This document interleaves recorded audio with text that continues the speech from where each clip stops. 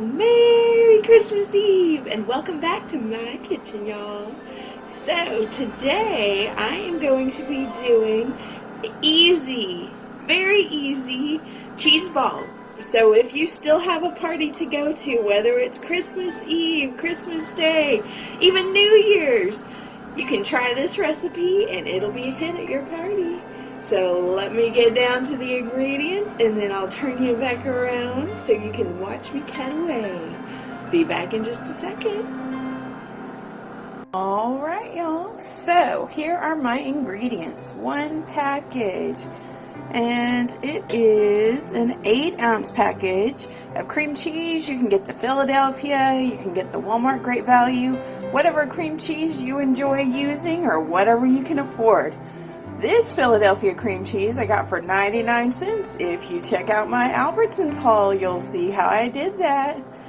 Then I add a tablespoon and a half to 2 tablespoons of chili powder and a teaspoon of Himalayan pink salt. I do 2 stalks of rinsed celery and a third of a green bell pepper. And then I have me my knife to chop everything with. And I have me a good old mashing tool to mash everything together and mix it together. I've done it with my hands too before, but I figured, hey, today we'll use the masher. So I'll turn you around so you can watch me chop away and tell you a few Christmas stories. Alright y'all, so I apologize in advance if you hear this loud noise in the background. It's the refrigerator. It's a little bit old, but it still works, and so not replacing it just yet, but when I need to, I will. So anyway, so one of my favorite Christmas memories started Christmas Eve when I was about 9 or 10, and every year, or almost every year, when my great-grandma was alive, we would travel from Texas to New Mexico and go see her and spend Christmas with her as we could. And so we loaded up, me and my grandma that I get to go visit now, and my mom and dad and my little brother. We all loaded up in the car and we'd go, and it was a long trip, but it was definitely worth it. So we got into the mountain range, and my great-grandma lived in the valley. Got through the last mountain range and it started snowing, y'all, and I was getting so excited, and I was like, ooh, we're gonna have a white Christmas. Now this Texas girl hardly ever sees a white Christmas, so to be able to have a white Christmas is a unique thing. So my parents and my grandma were like, no, there won't be snow in the valley. So guess what we woke up to the next morning, y'all? After we got to great-grandma's and slept, we woke up to a white Christmas. It was so pretty.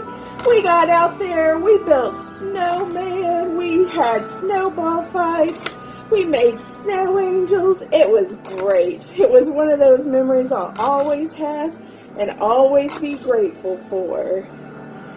So another one of my favorite Christmas memories happened a few years ago after I had met Jason.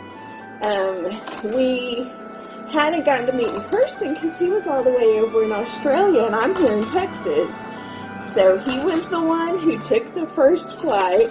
In fact, it was actually his first flight ever. I'd flown a few times when I was younger, but didn't enjoy it that much, but would go when I had to. And so did that. He got on the plane. He had an hour-and-a-half flight from his town near Brisbane to Sydney, and then he had another long-haul flight from Sydney to Texas. And if I'm not mistaken, it can be up to 18 hours, as little as 15 hours between the two. So yeah, y'all, oh man, I'm so glad he did it. And he and I were able to keep in touch whenever he got to the airport and everything. But my brother and I were the ones to go pick him up, and it was just before Christmas. It was on December 22nd. So if y'all check my video out right here, it will show you a little bit of that in my Stay Motivated video about that special time. So that was that Christmas was our first Christmas to spend in person, and we haven't gotten to spend another one in person yet, but he came, every time he's come on special times. So the second trip, he came at my birthday in August, and then we had our anniversary in September, so he was here both of those special days. And then the last trip he came, he was here on Valentine's, and that was very special. So this year, 2020, this year coming, 2020, I will be there. I wasn't able to choose a special day, just the way work goes, but that's okay. It'll still be nice to be able to be there and to see him in his country of Australia. I'm excited, y'all. I have almost got all my days off of work. I've got to save up the time. I hadn't saved up enough to ask off all 3 weeks all of a sudden. So I've got to save up that time, but once it's finished saved up, I can finish asking that time off. So I'll be there for a full 3 weeks and then take a few days afterwards off of work so I can recover. Because if y'all have ever traveled very far, like over an ocean and into a different time zone, right now, because we fell back on our hour, so we gained more sleep, but yeah, here in the States, but he doesn't do that. They don't have daylight saving time there in Australia, so we are 16 hours different, so he is ahead of me by 16 hours. So we've just about got it ready to mix everything up. And I forgot to tell y'all, I do add a teaspoon of chopped red pepper flakes. I think that's going to be backwards, y'all. Sorry about that. But I do add that also. So I'm going to mix everything up and then I'll show y'all the final result. Alright, y'all, so I had the cheese ball wrapped up in cellophane in the fridge for about 30 minutes. If you like your cheese ball a little bit harder, you'll want it in for an hour. But I have me a glass of Canadian Dry Cranberry and Ginger Ale to enjoy with my cheese ball and crackers. So let's see how it tastes, shall we?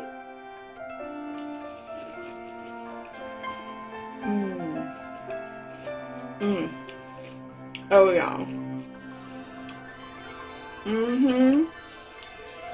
So even if you don't have a party, make this up for yourself. We'll catch you later today.